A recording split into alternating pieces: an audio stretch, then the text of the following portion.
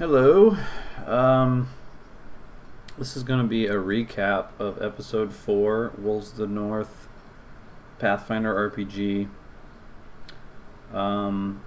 We actually played this session 2 weeks ago live on Twitch, and normally I upload the VODs to YouTube a couple days after the session. But this time, unfortunately, I let them sit for a few days and Twitch deleted the stream VOD. So now I don't have it and I won't be able to upload it to YouTube. So instead, I'm going to just recap what happened in episode 4 and upload it to YouTube. That way, if anybody wants just a quick 3-4 minute overview of what happened, they can continue watching and sort of have an idea of what they missed. I apologize for that. It won't happen again. I'm going to start recording everything locally while I stream, so that is not an issue. Okay, so when we left off episode 3, the party had just arrived in Tazir, and they were heading there to visit with the Patriarch John Thixlis at the Temple of Helm. They took care of some business while they were in town, and they met John, who was an aging, tall, thin, red-headed man. He was dressed in spotless, shining, unblemished, full-plate armor with an open-faced helm. He was wearing a red cloak with a steel-grayed tabard, and both his back and breastplate of his armor were adorned with the unsleeping eye of Helm. They gave John the scroll, which had been given to them by the strange elven fellow, and they knew was written by Bert the Brown. John looked over the scroll and eventually started to laugh. And he filled the party in that Bert had got himself into some kind of trouble, and he now needed the party to do some things for him. Apparently, after the party left Clover, Bert investigated the room that contained the portal that they had closed, the portal that was linked to Hades, and it had been spilling undead into the nearby city.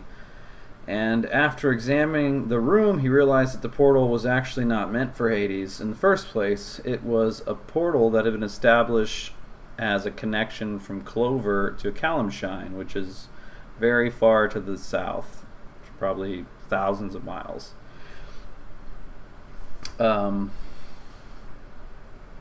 This also happens to be the location of the Twisted Rune, which is a group of liches that Sir Valros had been investigating. Sir Valros was the body that they found near the portal.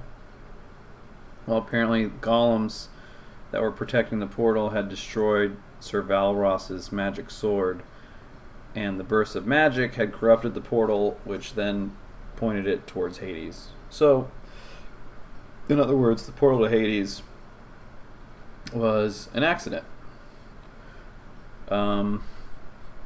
So Bert, in his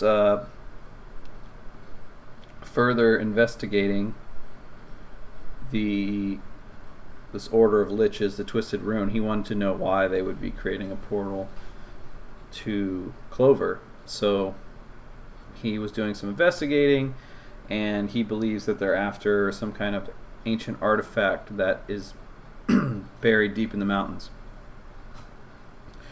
He related that he is unable to check on the artifact at the time, but he would like the party to check on the artifact and figure out what it is that or figure out if the artifact has been disturbed.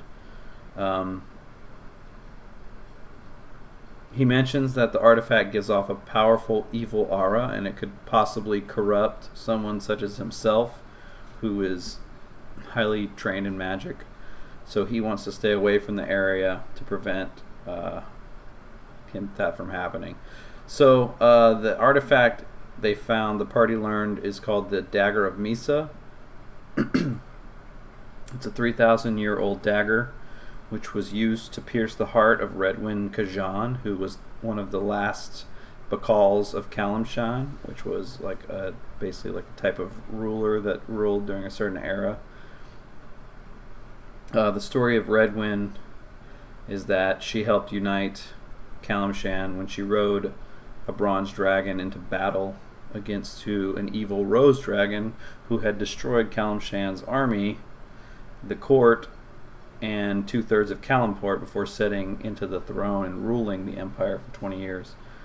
So this dagger, which was used to murder her, is buried deep within the Giants Run Mountains, somewhere near Clover. And it turns out that's why Bert has made his residency in Clover, because even though he would not attempt to get near the artifact, he likes to be close to it to make sure that nobody recovers the artifact and it falls in the wrong hands. So for some reason Bert is not available, and he didn't tell the party why, but the party is now tasked with going and finding this artifact to see if it's been removed or stolen or taken. So after they talked to Patriarch Jarn, they headed back to their inn, and Merrick and Dante had a conversation about Odadiah's mental state after spending some time in Hades. That conversation ended sort of ambiguously, and then they found that one of their horses was murdered, and in blood was a message written that the Knights of the Basilisk could never forget. Well, in episode 3, the party had run into some members of the Knights of the Basilisk and had managed to kill all of them except for one who got away. So then the party began to be worried that the Knight of the Basilisk might be following them. They took off back towards Clover and the Giants Run Mountains to find out if the Dagger of Misa is still where it's supposed to be. And on the way, they encountered some traveling merchants who ended up being members of the Knight of the Basilisk in disguise. And a fight ensued, which the party was victorious, but if I am not mistaken, I think that the pet bird, Sir Charles, died. So the Haviland Krim, the wizard of the group, is now without his familiar, and he will have to find a new one. And that was it. That was all that happened in episode 4. Once again, I apologize. We lost it on Twitch, and I don't have the VOD, so it won't be going up on YouTube. So if you missed it, sorry. You just have to watch this recap and catch up with us on episode 5. Thanks, and we'll see you soon.